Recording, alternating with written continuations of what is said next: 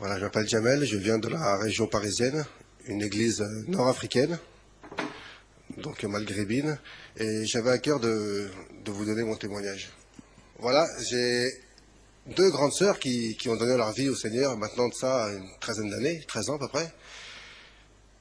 Et puis bon, elles m'ont parlé de Jésus, du Seigneur, et bon, je les écoutais sans trop les écouter, et ma vie a continué comme ça, avec cette pensée que le Seigneur peut-être existait.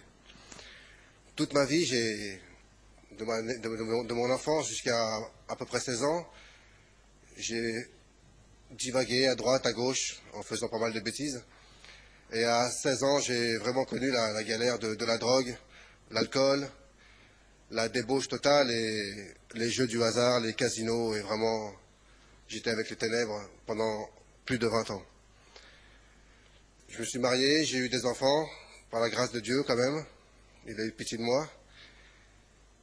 Et puis un soir où vraiment je ne savais plus quoi faire, j'étais vraiment désespéré de la vie, quoi. J'étais dans la drogue totalement, dans l'alcool et tout ce qui va avec.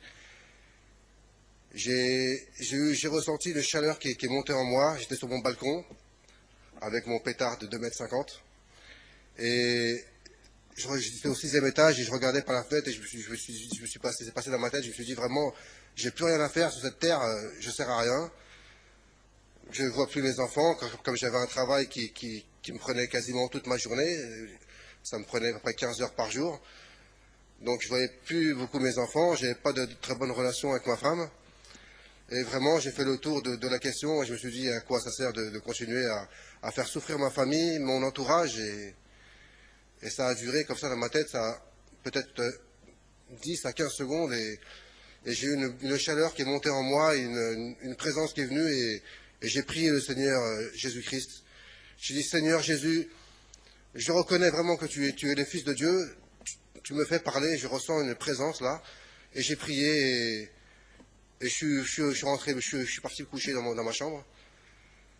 Et puis les jours ont passé, une semaine, 10 jours, et je me suis rendu compte que j'étais plus le même. Que ça faisait à peu près plus de 10 jours que je n'avais pas pris de drogue, que je n'avais pas pris d'alcool, que mon âme était en paix, que j'avais plus envie de jouer au jeu du hasard, j'avais plus envie je n'arrivais plus à faire des calculs dans ma tête pour mentir aux gens, pour les embrouiller et compagnie. Et là, vraiment, je me suis rappelé, le Saint-Esprit m'a rappelé de cette prière que j'avais faite sur mon balcon et là, j'ai ressenti vraiment la présence de Dieu. Ça, c'était un samedi soir. Et en même temps, ce samedi soir, ma belle-mère a décédé à l'hôpital. Donc je suis rentré vers minuit à peu près. Et je me suis levé le matin aux aurores, dans les coups de 8 heures, et je suis parti à l'église de Saint-Ouen, où j'y suis allé une fois avec mes sœurs. Et je me suis dit, ce matin, je vais partir à l'église. Je sens que c'est ma route. Donc j'ai pris ce chemin, j'ai pris les transports, parce que bon, comme j'avais plus de permis non plus. Et je suis parti jusqu'à cette église de Saint-Ouen, il y a eu 1 heure et demie de trajet.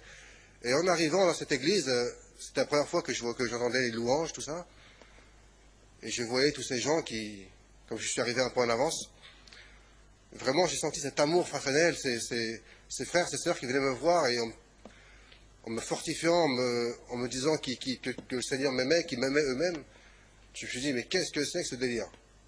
Comment les gens, ils ne me connaissent pas, ils peuvent m'aimer autant, ils m'apportent autant d'amour? Je me suis dit, c'est bizarre ça, il faut que je suis quand même resté et puis on verra bien. Donc les louanges ont commencé, les chants pour le Seigneur ont commencé à louer le Seigneur. Et la première chanson, j'ai été touché par le Saint-Esprit, vraiment, et je suis tombé et je me suis mis à pleurer comme une madeleine. Et là, j'ai ressenti vraiment le pécheur que j'étais, quoi, que le Seigneur vraiment m'avait guidé sur ce chemin. Et j'ai ressenti vraiment une plénitude et tous les fardeaux que je portais sur moi, toute cette haine, toute cette rage, toute cette envie de meurtre, et j'en passe, et j'en passe. Tout ça, l'Esprit de Jésus l'a pris sur lui et m'a délivré vraiment de tous les fardeaux que j'avais. Et je tenais à vous témoigner de ça, de la puissance de Dieu et qu'il est capable de faire vraiment des miracles sur tous. sans exception, qu'il a aucune, comment dire, qu'il ne choisit pas ses têtes, que vraiment il touche vraiment tous les cœurs. Et dans mon église à Saint-Ouen, il y a des témoignages vraiment